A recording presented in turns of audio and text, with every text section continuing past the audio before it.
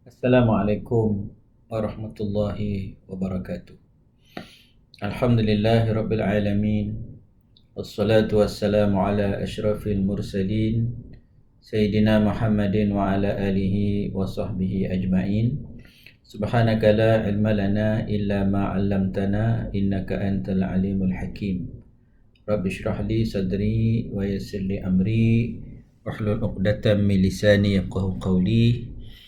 Tuan-tuan dan puan-puan yang saya hormati dan saya kasihi sekalian, insya-Allah kita menyambung semula pengajian fiqh keutamaan al-fiqhul awlawiyat, dan sesi kita pada hari ini kita ingin mengenal pasti bagaimana kita dalam sesetengah keadaan kita terpaksa memilih amalan-amalan yang kita perlu dahulukan dari sudut ciri-cirinya untuk memudahkan.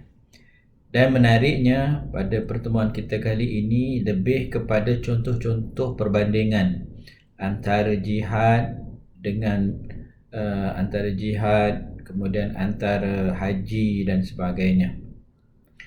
Dan mudah-mudahan ini memberikan bantuan kepada kita semua, sebab seperti saya dan barangkali kebanyakan tuan-tuan dan puan-puan, umur kita makin meningkat, kita nak mencari bekalan yang sebanyak mungkin untuk sebagai bekalan kita bertemu dengan Allah Subhanahu Wa Taala. Maka barangkali terhidang di hadapan kita banyak amalan-amalan itu, amalan ini dan sebagainya. Maka mereka yang pandai memilih satu amalan yang membawa pulangan yang lumayan, itulah antara orang yang bijak. Di mana disebut oleh Nabi sallallahu alaihi wasallam, orang yang bijak itu adalah orang yang bersedia menyediakan bekalan untuk hari akhiratnya atau hari selepas matinya. Kerana di mana kecerdikan itu berlaku apabila dia berjaya memilih amalan-amalan yang nantinya kita akan lihat kriteria yang boleh jadikan kita jadikan dia sebagai panduan kepada kita. Jadi tuan-tuan dan puan-puan sekalian, kalau kita melihat dalam Al-Quran maupun di dalam hadis Nabi sallallahu alaihi wasallam, kita dapati bahawa yang dipanggil sebagai amalan, al-amal, amalan-amalan itu dari sudut martabatnya berbeza-beza sebenarnya. Ada amalan-amalan itu lebih afdal dan lebih disayangi oleh Allah daripada yang lain. Kalau kita mengkaji nas daripada Al-Quran maupun hadis Nabi sallallahu alaihi wasallam, kita akan jumpa. Contohnya ayat Allah Subhanahu wa taala, a'udzubillahi minasyaitonir rajim. Allah berfirman, aja'altum siqayatal hajj wa imaratal masjidil haram kaman amana billahi wal yawmil akhir wa jahada fi sabilillah la yastawuna 'indallah wallahu la yahdil qaumadh dhalimin. Alladzina amanu wa hajaru wa jahadu fi sabilillah bi amwalihim wa anfusihim a'zamu darajatan 'indallah wa ulaika humul faizun. Tuan-tuan boleh rujuk dalam buku tuan-tuan. Dalam ayat ini Allah menyenaraikan beberapa amalan, semuanya baik mendatangkan pahala, tetapi rupa-rupanya tidak serupa pada penilaian dan pada sisi Allah Ta'ala. Di mana Allah berfirman, adakah kamu menganggap siqayatul hajj? Siqayatul hajj ini ialah memberi minum kepada jemaah haji, wa imaratul masjidil haram, dan mengimarahkan masjidil haram. Adakah kamu menganggap memberi minum kepada jemaah haji dan mengimarahkan masjidil haram itu sama dengan orang yang beriman pada Allah dan hari akhirat dan berjihad di jalan Allah? La yastawuna indallah, tidak sama mereka itu di sisi Allah Subhanahu wa taala. Dan ini yang pernah saya sebut dulu, jawapan standard yang biasa kita dengar daripada orang-orang yang bakal pencen, yang tak lama lagi pencen. Dia kata apa? Bila kita tanya Tuan Haji besok pencen nak buat apa? Maka jawapan yang selalu kita dengar adalah, nak buat apa lagi Ustaz? Kalau tidak nak buat apa lagi? Kalau tidak kita semayang jemaah di masjid, majlis ilmu, ada duit pergi umrah, pergi haji, sebagainya. Itu bagus, bukan tak bagus dan tidak berpahala, tetapi di sana ada lagi amalan yang boleh mendatangkan pahala yang berganda lagi. Dalam ayat tadi ni, perkara yang memberi minum orang yang menunaikan fardu haji, mengimarahkan Masjidil Haram, kemudian beriman kepada Allah, hari akhirat, berjihad, itu semua bagus. Tetapi di sisi Allah, martabat amalan-amalan itu tak sama. Wallahu la yahdil qaumal zalimin. Allah tidak memberi hidayah kepada orang yang zalim. Tengok kata Allah apa? Alladzina amanu, orang yang beriman. Wahajaru, orang yang berhijrah. Wajahadu fi sabilillah, dan orang yang berjihad di jalan Allah. Bi amwalihim, dengan harta bendanya. Wa anfusihim, dan dengan jiwanya. A'zamu darajatan indallah, darjat mereka di sisi Allah adalah lebih besar, dan mereka adalah tergolong dalam golongan orang-orang yang berjaya. Maksudnya berjihad itu, beriman, berhijrah, berjihad, itu adalah pahalanya lebih afdal daripada mengimarahkan Masjidil Haram atau memberi minum kepada orang yang menunaikan fardu haji. Mengapa yang berjihad itu lebih afdal? Nanti kita tengok dalam kriteria yang akan datang, insya-Allah. Begitu juga hadis Nabi SAW menyebut, innal imana, sesungguhnya iman itu bid'un wa sittuna atau bid'un wa sab'un, ada 60 ke 70 ataupun daripada 7 ke 80 cabang. A'laha, yang paling tinggi adalah la ilaha illallah, paling tinggi. Wa adnaha, yang paling bawah adalah imatatul adza anit tariq, iaitu kita membuang sesuatu yang menyakitkan daripada jalan. Daripada mafhum hadis ini, rupanya iman itu dia ada tingkat. Amalan yang paling tinggi, sederhana, dan yang paling bawah adalah membuang sesuatu yang menyakitkan daripada atas jalan. Dan penyusunan ini, martabat amalan yang berbagai-bagai, berbeza-beza dari sudut nilai dan juga besar atau kecilnya pahala di sisi Allah Ta'ala ini, tidaklah ia dijadikan oleh Allah secara begitu-begitu, tetapi dia ada asas-asas yang tertentu yang kita akan tekuni dalam pelajaran kita pada hari ini. Tuan-tuan sekalian, apakah kriteria kalau kita nak menimbang amalan?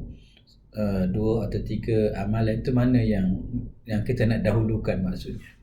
Pertama, tuan-tuan sekalian, kalau amalan itu kita mampu untuk konsisten, committed, dipanggil adwam. Adwam ni maksudnya kita melaksanakan dia secara berterusan. Kita konsisten walaupun dia sedikit tetapi dia konsisten. Itu adalah lebih baik daripada amalan yang kita buat sekali banyak tapi tinggal terus. Contohnya apa ya? Contohnya membaca Quran. Baca Quran walaupun sedikit, setiap hari 1 ayat, 2 ayat, 3 ayat, lebih baik daripada kita baca Al-Quran rajin dalam bulan Ramadan, masuk bulan Syawal kita tutup Al-Quran, langsung tak baca, tunggu bulan Ramadan akan datang.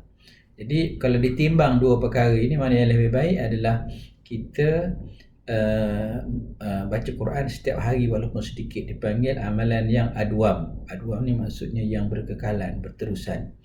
Begitu juga kalau kita mampu untuk kita contohnya kita bersedekah dengan cara buat potongan gaji. Kita arahkan kepada bank untuk potong RM10 setiap bulan.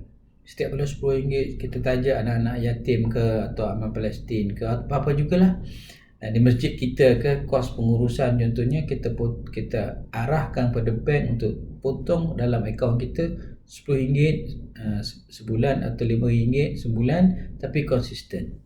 dan itu adalah lebih baik daripada kita sedekah sekali, lepas tu kita udahlah sedekah sekali tu tak banyak pun, kemudian kita lama tak sedekah. Itu contohnya.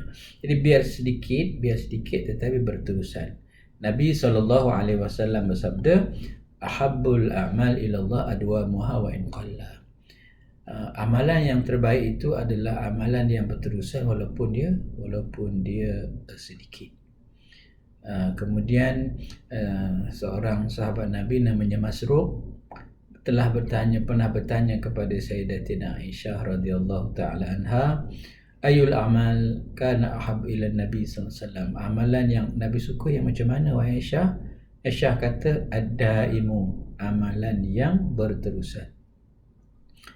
Kemudian Aisyah juga menceritakan satu situasi bagaimana dia dan Nabi SAW mendapati ada seorang wanita, jumpa seorang wanita. Wanita itu Nabi tanya, man hadhihi, wanita ini siapa dia? Maka dijawab oleh Sayyidatuna Aisyah, fulanatun tuzkaru min salatiha. Si fulanah ini, wanita ini cukup terkenal Rasulullah, terkenal dengan banyak solatnya. Maka Nabi SAW kata, alaikum bima tatiqun. Dia kata, Nabi SAW bersabda, Nabi kata ni maksudnya hati-hati. Hati-hati. Kenapa? Sebab kalau kita nak beramal, kata Nabi SAW, buatlah alaikum bima tutiqun, beramallah dengan perkara yang kamu mampu. Fa wallahi, demi Allah, Allah tidak jemu kecuali kamu akan, Allah tak pernah jemu menerima amalan kita, tetapi yang jemu adalah kita dulu nanti. Jadi berbuatlah amalan tapi konsisten. Bukannya kita buat amalan sesekali atau bermusim-musim, tak, bukan begitu. Kita buat amalan secara al-adwam. Begitu juga Nabi SAW pernah menggambarkan dalam hadisnya, alaikum minal a'mal bima tutiqun. Hendaklah engkau beramal dengan amalan yang kamu sendiri mampu buat. Fa innallaha, sesungguhnya Allah la yamallu hatta tamallu. Allah tu tak pernah jemu sehingga kamu sendiri akan jemu. Jadi Nabi juga berpesan kepada kita, la tushaddidu ala anfusikum, jangan kamu paksa-paksa diri kamu. Dalam bab wajib kita kena paksa-paksa. Dalam bab wajib kita kena paksa. Jumaat baru ni satu soalan di radio tentang seorang wanita bertanya, Ustaz, bagaimana doa saya diterima ke tidak dalam keadaan saya tak cukup sembahyang 5 waktu, tetapi saya rajin baca Quran, baca surah-surah pendek sebelum tidur. Saya berdoa agar pahalanya sampai kepada arwah ibu saya. Kemudian saya suka menangis, menyesali perbuatan saya. Cuma dalam bab sembahyang ni saya boleh sembahyang subuh, dan juga saya suka sembahyang tahajud sebab ia dilakukan pada waktu sejuk. Sejuk ni maksudnya bukan panas. Sedangkan waktu yang siang-siang, Zuhur, Asar, Maghrib, saya tak sembahyang, Ustaz, sebab dia panas. Badan saya gemuk, nak buka tutup tudung sebagainya agak payah. Jadi saya sembahyang subuh dengan tahajud. Yang ini saya jawab, doa tu kena teruskan. Kemudian sembahyang subuh tu kena teruskan.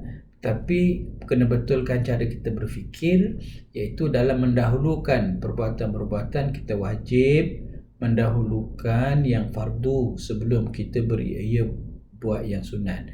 Baca sembahyang tahajud itu sunat, tapi sembahyang zuhur itu wajib, asar itu wajib, dan 5 waktu itu wajib.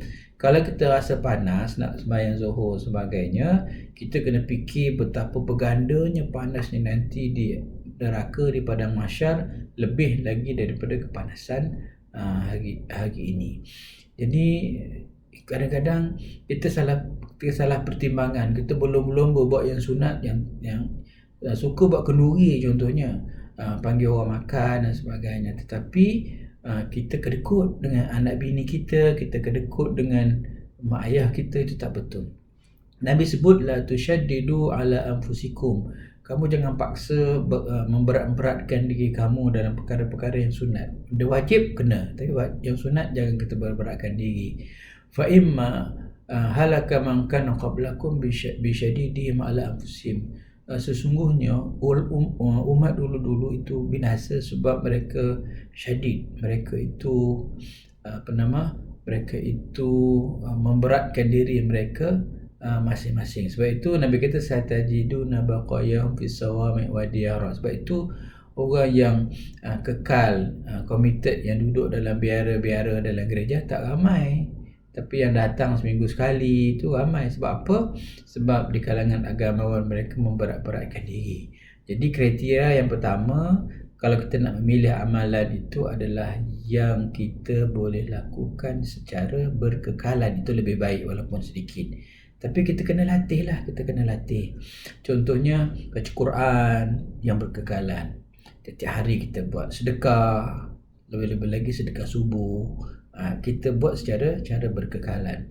Kemudian apa lagi? Menolong orang dan sebagainya. Berkekalan walaupun sedikit, itu kriteria yang pertama. Jadi tuan-tuan sekalian, kriteria yang kedua iaitu amalan-amalan. Yang pertama tadi, amalan yang berkekalan lebih baik daripada amalan yang putus-putus walaupun sedikit. Yang keduanya adalah amalan-amalan yang faedahnya dapat dirasai oleh orang lain adalah lebih baik dengan amalan-amalan yang faedahnya dapat kat kita seorang. Maksudnya amalan yang kita buat itu faedahnya dirasai oleh orang lain, manfaatnya lebih baik daripada ibadah yang kita buat tapi manfaatnya untuk diri kita sendiri. Jangan salah faham tuan-tuan sekalian, ini bukan bermakna benda ni tak penting. Dua-dua penting dan kita masih berada dalam perbincangan aulawiyat, keutamaan. Kalau kita nak boleh buat dua-dua macam yang pertama tadi tu kan. Yang pertama tadi kalau amalan yang sedikit berterusan pun kita buat, kemudian kita amalan yang banyak pun kita buat walaupun sekali-sekala tak apa. Tapi kalau kita nak mengoptimumkan umur kita yang semakin pendek di hujung-hujung usia ni, kita cari amalan-amalan yang lebih utama untuk kita utamakan. Jadi dalam kriteria yang kedua ini adalah amalan-amalan yang faedahnya itu dapat dirasai oleh orang lain adalah lebih aula, lebih utama daripada amalan yang kita dapat rasai manfaatnya untuk diri kita sendiri. Sebab itu tuan-tuan sekalian, Dr. Yusuf Qaradawi dibuat beberapa perbandingan antara amalan-amalan. Dr. Yusuf Qaradawi kata kalau dibanding-bandingkan antara amalan jihad itu, dia lebih afdal daripada amalan haji. Dia kata kerana manfaat haji itu untuk Pak Haji dengan Pak Hajah je lah, tapi manfaat jihad itu untuk umat. Itu yang ayat yang saya bacakan awal tadi. Adakah kamu mengira orang yang bagi minum kepada jemaah haji dan mengimarahkan Masjidil Haram itu lebih utama daripada orang yang berjihad? Allah kata tak sama.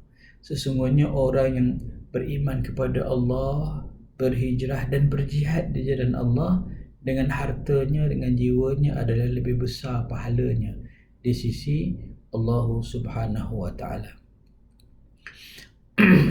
Jadi tuan-tuan sekalian, contoh itu adalah untuk mudah kita faham bahawa jihad itu manfaatnya adalah untuk umat, mempertahankan Islam, mempertahankan nyawa umat Islam, mempertahankan maruah umat Islam. Adapun haji itu adalah kembali kepada diri orang yang menunaikan fardu haji. Nabi SAW ada melalui satu peristiwa, tuan-tuan sekalian. Ada seorang lelaki lalu di hadapan Nabi SAW, berjalan bersama Nabi SAW, lalu kepada satu tempat yang di tempat itu ada air mata air yang cukup tenang. tempat itu cukup tenang. Ada air mata air, kemudian ada tumbuhan di tepinya, sangat damai dan mengamankan hati sanubari. Maka lelaki ni rasa seronoklah. Kemudian dia bercadang, dan cadangan itu dizahirkan kepada Nabi sallallahu alaihi wasallam. Ya Rasulullah, law a'zaltun nas, ya Rasulullah, kalau aku menyendiri, maknanya aku tak bercampur dengan orang, kemudian aku akan duduk di tempat yang ada mata air, kemudian ada tumbuhan dan sebagainya untuk beribadah. Kemudian sebelum dia meneruskan angan-angannya itu, cita-citanya itu, dia tanya kepada Nabi SAW, minta izin, boleh tak ya Rasulullah? Kemudian Nabi kata apa tuan-tuan sekalian? La taf'al, kamu jangan buat macam itu. Fa inna maqama ahadikum fi sabilillah afdal min salatihi fi baitihi 70 ama. Wahai saudara, kalau sekiranya kamu berjihad, maqam, kedudukan salah seorang daripada kamu ketika berjihad, kedudukannya adalah lebih afdal daripada dia solat seorang-seorang di rumah 70 aman, 70 tahun fadilatnya. Maksudnya kalau dia berjihad, jumpa dengan orang ramai, mengingatkan orang ramai, amal ma'ruf nahi munkar, adalah lebih baik 70 tahun daripada dia sembahyang seorang-seorang khusyuk di rumah dia, di rumahnya seorang-seorang. Ala tuhibbuna ayaghfirallahu lakum wa yudkhilakumul jannah ughzu fi sabilillah. Maka Nabi SAW kata, tidakkah kamu suka Allah mengampunkan dosa kamu dan memasukkan kamu ke dalam syurga? Kalau itu kamu suka, ughzu fi sabilillah, hendaklah kamu berjihad di jalan Allah, berperang di jalan Allah Ta'ala. Man qatala fi sabilillah fawaqa naqah fawajabat lahul jannah. Barang siapa yang berjihad di jalan Allah Subhanahu wa Ta'ala dengan mengendarai unta dan sebagainya, wajabat lahul jannah, maka wajib ke atasnya itu, wajib baginya itu adalah syurga. Itu contoh tuan-tuan sekalian, perbandingan antara jihad, manfaatnya dapat kepada diri dan orang lain dengan duduk menyendiri, beruzlah, duduk di sendiri, bersuluk, duduk seorang diri tanpa dia menghiraukan apa yang berlaku dalam masyarakat. Sesungguhnya jihad itu adalah lebih utama. Apa dia punya ma'ayir, apa dia punya penilaian terhadap amalan ini? Satu, manfaatnya dapat dirasai oleh orang lain. Satu lagi, dia dapat manfaat untuk diri dia sendiri.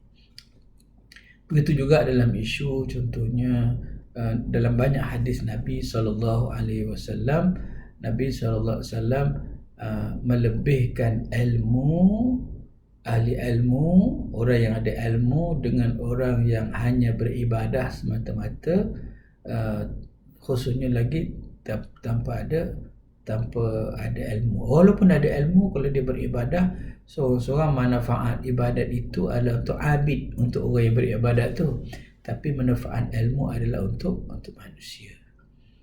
Nabi SAW pernah bersabda, fadlul ilmi, kelebihan ilmu itu adalah lebih aku sayangi daripada fadilat beribadah sahaja. Nabi SAW sebut dalam hadis, seperti bulan penuh daripada bintang-bintang yang lain. Maksudnya lebihnya, fadilatnya menyebarkan ilmu, mengajarkan ilmu kepada orang lain daripada kita hanya beribadah seorang diri. Jadi apa iktibar yang kita boleh buat, tuan-tuan? Beribadah kena terus beribadah, tetapi kalau ada peluang untuk amar ma'ruf nahi munkar, mengajar kepada manusia dan sebagainya, maka manfaatnya juga dapat dirasai oleh orang lain. Itu dipanggil sebagai lebih utama amalan menyampaikan ilmu, mengembangkan ilmu itu, daripada hanya beribadah yang manfaatnya untuk diri dia sendiri. Sebab itu fuqaha ahli fiqh telah memberikan observasi mereka, hasil daripada pemerhatian mereka, rupa-rupanya zakat itu boleh diberi kepada orang-orang yang menghabiskan masanya dengan ilmu. Sebab ilmu itu adalah lebih-lebih lagi sekarang dia sebagai salah satu bentuk jihad ilmu. Ada pun orang yang hanya beribadah saja, dia tak ada habuah zakat sebenarnya, kan? Fisabilillah itu termasuk di dalamnya adalah penuntut ilmu dan sebagainya. Tetapi orang yang abid tidak ada portion zakat di situ. Maka tak kala kita menyampaikan ilmu, pahalanya akan dibalas oleh Allah Ta'ala berdasarkan manfaatnya kepada orang ramai. Makin besar manfaat orang ramai dapat, makin banyak pahala. Makin besar manfaat yang diterima oleh orang lain, maka besar itulah pahala yang kita dapat. Di mana Nabi SAW pernah bersabda, man da'a ila huda, barang siapa yang mengajak orang lain kepada hidayah, kana lahu minal ajri, dan dia dapat pahala mithla ujuri man tabi'ahu, dia dapat pahala orang yang mengikut petunjuk yang diajarkan kepada orang lain. Betullah berterusan tuan-tuan sekalian, sehinggalah kita meninggal dunia. Sebab itu juga tuan-tuan sekalian, banyak lagi lah contoh-contoh hadis Nabi SAW menggalakkan kepada kita, carilah amalan-amalan yang boleh memberi manfaat kepada orang yang lebih ramai. Nabi SAW bersabda, ahabun nas ilallah anfa'uhum, sesungguhnya orang yang paling dicintai oleh Allah Ta'ala adalah orang yang paling bermanfaat di kalangan mereka.